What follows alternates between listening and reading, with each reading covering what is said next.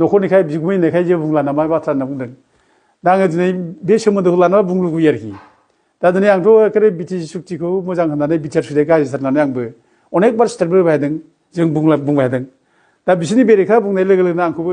एखानो बैदिन जेलाव जोबना दोनदों आरोखि एखानो बैदिन जेलाव जोबना दोनदों दा बिदिब्ला आंनि बे सोमोन्दो गोनां मानसिया आंखौ जुदि सोमोन्दोआव मोजां सानदोंब्ला आंखौ जुदि मोजां माने मोननाय भाब जुदि दंब्ला सोमोन्दोआव जों जेल जानायखौ थारमाने जेबो गुरुत्व होआखिसै आरोखि खाम्फा बरगयारिया दिनै बिपिएफ पार्टि गारनानै इउपिपिएलआव जइन जाहैबाय बिनि सायाव नों मानो जेबो बुङाखै बे बाथ्राखौ अनेक मानसिया आंखौ बुंदों आंनि बुंनांगौआ बेनो जागोन दा फार्स्टआव दा बिथां खाम्फा बरगयारिया जे बिटिसि सुक्ति खालामना लाबोग्रा 2003आव बिसोरनो बिटिसि सुक्ति खालामना लाबोदों आरो बिसोर बिटिसि सुक्ति खालामनानै बिपिएफ पार्टि दादों आरो बे बिपिएफ पार्टिनिफ्रायनो बिटिसिनि गोहोआव बिसोर फैदों आरो बिटिसिआव बियो बिपिएफ पार्टिनि माने सायख'नायाव डेपुटि चिफ जादों 17 बोसोर डेपुटि चिफ जादों ओमफ्राय लोगोसे हाग्रामा महिलारिया चिफ जादों दा बे खेत्रआव चिफ डेपुटि चिफ बिसोर माने 17 बोसोर जाबाय जेब्ला खुंबाय जेब्ला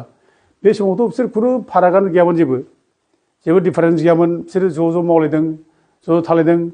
आरो खामानिखौ मावाखै नङा मावदों रायजो राजाफ्रा नुदों दिनै बिसोरो बिटिसिआव फैजेननाय लोगो लोगोनो एकर्ड जानायनि उनाव बिसोर माने बिटिसिनि मोनब्रै डिस्ट्रिक्ट बिसोर खालामजेनदों डिसि अफिस लाबोदों बिटिसिआव कर्ट कासारि फोजोबदों गासैबो बिटिसिआ गोम सालायदों एथ' मोजां बे मोनसे थिलेबलेब रायजो सोरजिनानै लाबाय बिसोरो मोजांनो दा बे खेत्रआव ज' मावलायनायखौ जों नुदोंमोन खिन्थु हठात नैबे माबानिफ्राय जे गावस्रानाय जाबाय जेब्ला बिटिसिनि जायनाखि एमसिएलए इलेक्सन बे जेब्ला जेनबाय आरो बिनि उनाव माने एमपिनि माने जायनाखि माबा जाबायमोन बे इलेक्सन गेलेबाय बेवबो जेनबाय दा बिनि उनाव जे माने गावजों गाव भुल बुजाब जानाय बे माने जानो नाङामोन आरोखि मानो जानो फालाय नों 17 बोसोर बिसोर एथ' जुदि डिफारेन्स गैयाबा जुदि माने ज' खामानि मावदोंब्ला दिनै पावाराव गैयैयावसो गावजों गाव गाज्रि मोनलायनाय बेखौ रायजोफ्रा गाज्रि मोनदों आरोखि पावाराव थाब्लासो ज' थायो बिसोरो पावाराव गैयाब्ला माने माबा थाया ज' जानो रोङा गावजों गाव नांलायो बे बाथ्रा फैगोन आरोखि आरो थद्रुब चन्दननि केसआव बेनो चन्दनाबो एथ' मोजां थाबबाय मन्थ्रि जाबाय बे समाव हाग्रामा दक्ष नेता होनबाय हाग्रामाखौ बिरादनो जग्य नेता बेनो बिनि लिडारशिपआवनो अनेक खामानि मावदों बिनि माने एकमात्र लिडार होनबा बेनो होननानै बेखौ बाख्नाय बिसोर माने ज' मावलायलायबाय मन्थ्रि जाबाय खिन्थु बे जेब्ला मन्थ्रि गैला जेनबाय एमएलए जेनबाय नै बे लासैनो माने बिपिएफनिफ्राय हाग्रामाजों माने बेरेखा जानो आराम्भ खालामबाय आरोखि थारमाने मा पावार थाब्ला जों ज' जायो पावार गैयाब्ला माने गावस्रालायो बेबायदि बाथ्राखौ माने नुनो मोनो आरोखि बे जिनिसा जानो नाङामोन आरोखि दा बांसिनै जोंहा दुखुनांथाव बाथ्रा बेनो जे नैबे क्रुसियेल टाइम नैबे क्रिटिकेल टाइम पलिटिकेल स्टेबिलिटि जोंनाव गैयै जागासिनो दं दा इनस्टेबिलिटि इन पलिटिक्स इन बिटिडि एरिया दा बे जागासिनो दं दा खुनु स्टेबिलिटि गैया दिनै माने बिजेपि सरकारा नाख्रेबनानै सेस खालामनो नागिरनाय बे मोनसे थाबाय आरो गुबुन फारसेथिं दिनै माने बिपिएफ नेताफ्रा जायफोर दङ बिसोर आन्दलन खालामनानै बै समाव बिएलटि नेता जानाय समाव अस्त्रजों संग्राम खालामनानै गोबां सेक्रिफाइस खालामनायनि उनाव गोबां मानसि माने जिउ गोमानायनि उनाव मुंख्लं जानायनि उनाव बिटिसि मोनबाय दा बे बिटिसिखौ जे दिनै स्क्रेप खालामनानै सेस खालामनांबाय फोजोबनो नागिरबाय दा बे फोजोबनो नागिरनाय समाव दिनै ज' गाबथालायनांगौमोन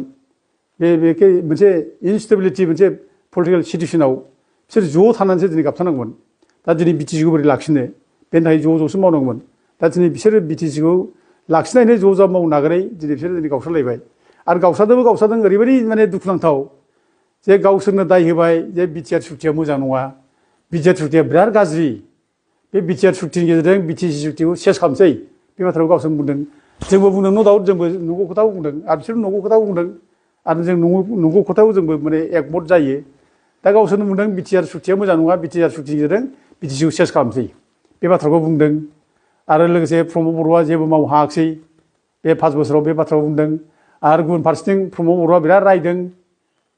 मानगोनां खाम्फा बरगयारि बिथांमोनखौ रायदों हाग्रामा महिलारि चन्दन ब्रह्ममोनखौ रायदों 저 17보슬 만에 하그마 모델이나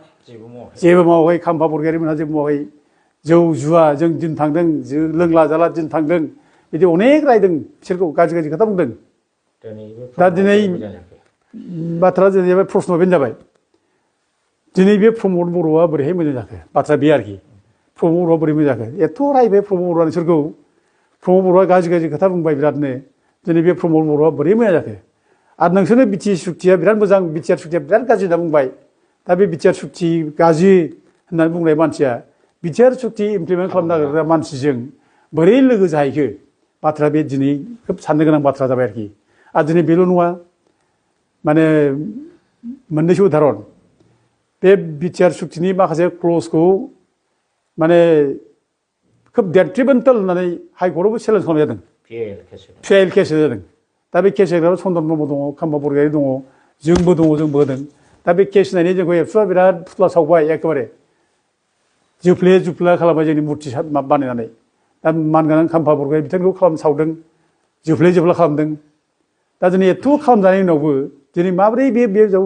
माने गंग्लायहैनो हायो बदाउन जानो हायो बेसो दुखुनांथाव बाथ्रा आरोखि बोरै जानो हायो बेलाय आरो दिनै जोंखौबो एटलिस्ट जोंखौबो साननांगौमोन दिनै दहाय आंखौ प्रश्न खालामदों न'खरनिखाय बिगुमै होननायखाय जेबो बुंला नामा बाथ्रा होनना बुंदों दा आङो दिनै बे सोमोन्दोखौ लानानै बुंनो लुगैयो आरोखि दा दिनै आंथ' एखेबारे बिटिसि सुक्तिखौ मोजां होननानै बिटिआर सुक्तिया गाज्रिथार होननानै आंबो अनेकबार स्टेटमेन्ट होबाय थादों जों बुंबाय थादों दा बिसोरनि बेरेखा बुंनाय लोगो लोगोनो आंखौबो एखानो बैदिन जेलाव जोबना दोनदों आरोखि एखानो बैदिन जेलाव जोबना दोनदों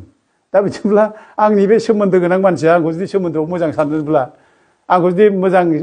माने मोननाय भाब जुदि दंब्ला सोमोन्दोआव जों जेल जानायखौ थारमाने जेबो गुरुत्व होआखिसै माने बे गावनि दायावसो जेल जादों होननाय जानोसै जे दा बिसो जाहैबाय आं दा बुंसै आरोखि ओमफ्राय दा माने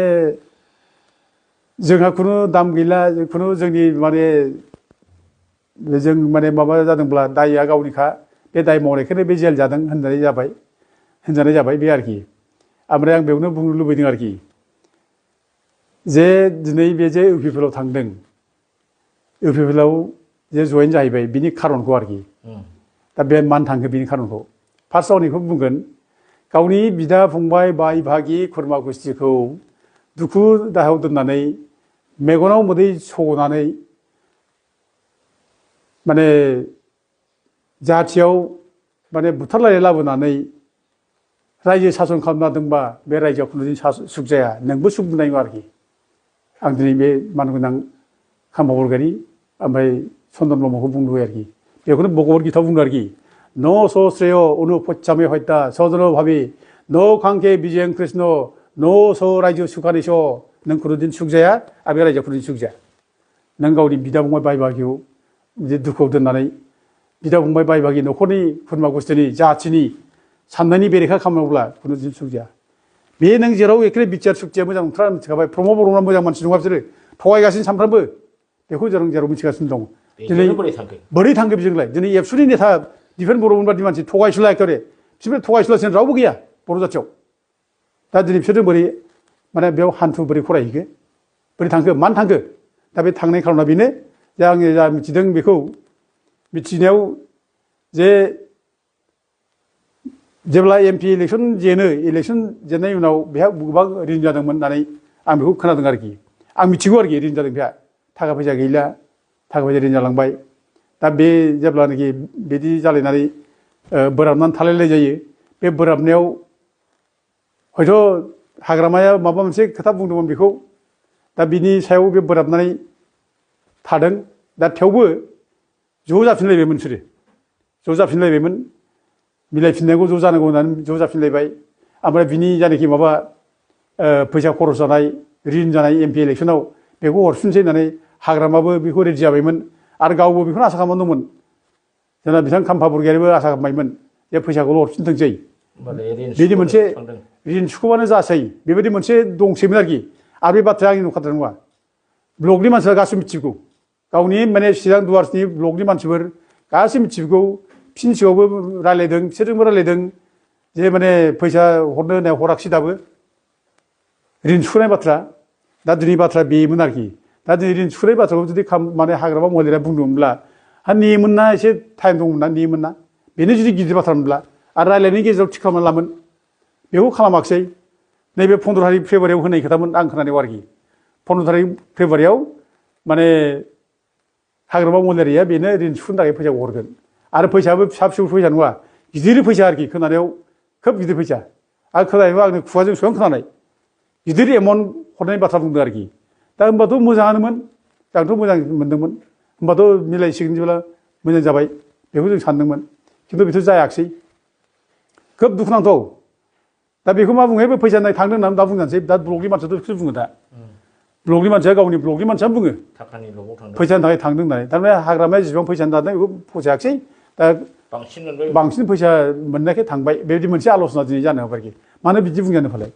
जों दुखु मोनदों आरोखि आंथ' निजे बिराद दुखु मोनदों आरोखि आं बिराद मोजां मोनोमोन खाम्फा बरगयारिखौ गोरों मानसिबो बियो आरो बे गाइड खालामनांगौ दायथ' दं बेहा नैबे क्रुसियेल टाइमाव बे गाबथारनांगौ खिन्थु गाबथारनो थाखाय दायथ' गैयाजासे बे खालामबायब्ला बेथ' बिराद अननाय जाबाय बेखौ सोर मोजां मोनो दालाय रावबोथ' मोजां मोननाय नङा आरो पार्टि सोलायग्रा मानसिखौ रावबो मोजां मोना गावनि पार्टिखौ मोजां खालाम फोसाब माबा दाय दस जादोंब्ला पार्टियाव पार्टियाव सावराय हायोमोन बिसोरो हाग्रामा महिलारिया मा दाय दं बुं ना खुला खुलि बुं मिथियाव सावरायनानै दायब्लाबो हाग्रामा महिलारियावबो बेहाबो दाय दंब्ला बिनि दायखौलाय मानो रायलाय मोना बिनि दायखौ बुंनांगोन ना होमब्लासो पार्टिया संशोधन जागोन मोजां जागोन दा बेखौ सावरायाखै बाहेराफोरसो गावसो खालामबाय माने दुरबल मानसिफ्रा बिदि खालामो होननाय बायदि जाबाय आरोखि दुरबल मानसिफ्रा माने थरख' खालामनो साहस खालामानो आरोखि साहस गैया साइड दानो आरोखि दा बे आरोखि दा बेखौनो जों जो थरनि खाता अ मुर्खाय होनना बुंदों आरोखि जाय थरख' खालामा बे मुर्ख ओरैनो आरोखि जो मा होनो ओमफ्राय जो थरनि खाता नै जो थरनि खाता अ घमन है बेखौनो घमन अहंकार आं बेजों मानो थरख' खालामफालाय बेबायदि मानसिलाय आं खालामा घमन बे घमननि मानसिया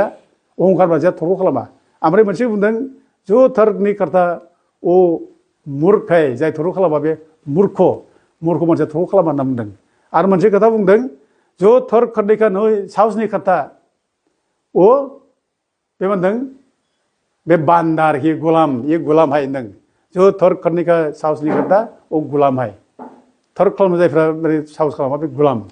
दा बेनो जाबाय आरोखि दा बे थरखौ साहस खालामाखिसै बे माने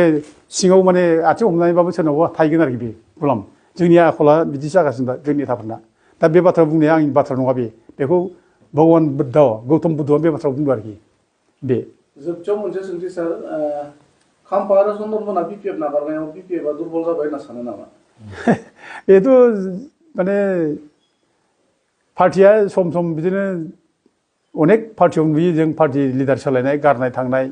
आरो बिनि खारनफोरखौ जों मिथियोबो बे आरोखि खिन्थु पार्टिया थैया आरोखि थायो आरोखि दा सोरबा थांगोन बा गोदान मानसि फैलायगोन आरो गोदान मानसिखौ लाखिनांगोन आरो दिनैनि दिनाव आं जा नुयो आरोखि दिनैनि दिनाव जे इउपिपिएलखौ खुनु सापर्ट होथाव पजिसनाव दा गैया आरोखि माने इउपिपिएलखौ सापर्ट होथाव पजिसन गैयैनि खारना जाहैबाय बिसोर रं मोनसे एकर्ड बिटिआर सुक्ति खालामना फैदों जाय बिटिआर सुक्तिजों बिटिसिआ सेस जागोन 6 शेड्युला दिनै सेस जागोन जोंहा मोनसे एम्पावारमेन्ट 6 शेड्युल एम्पावारमेन्ट जों मोनखाबाय बे 6 शेड्युला जों जोबदों बिटिआर सुक्तिजों आरो बे बिटिआर सुक्ति मावफुंग्रा इउपिपिएलजों जों रावबो लोगो लानो हाखाथारा जाया आरोखि बिसोर सापर्ट होनो नाङा रावबो सोलाय नङा बे मोनसे निति आदर्श साननोब्ला जों खुनु रावबो बे पार्टिखौ सापर्ट खालामनाङा जों लोगो लानो नाङा आरो रायजो राजाजों जुदि जों मोजां बुजायोब्ला बिटि सुक्तियाव मा दं बिटिआर सुक्तियाव मा दं बेखौ रायजोफ्रा मोजां बुजियोब्ला खुनु रावबो माने बर' फिसाया बिटिआर सुक्ति खालामग्रा बिटिआर सुक्तियाव मावफुंग्रा इउपिपिएलजों रावबो लोगो लानाय नङा आरोखि बाथ्रा बे दा खिन्थु मा जादों बेयाव दा नैबे माने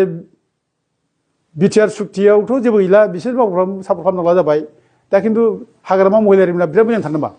बिपिएफ पार्टिया बिराद मोजां थानो नामा बे मोनसे प्रश्न फैयो बेखौ सापर्ट खालामनो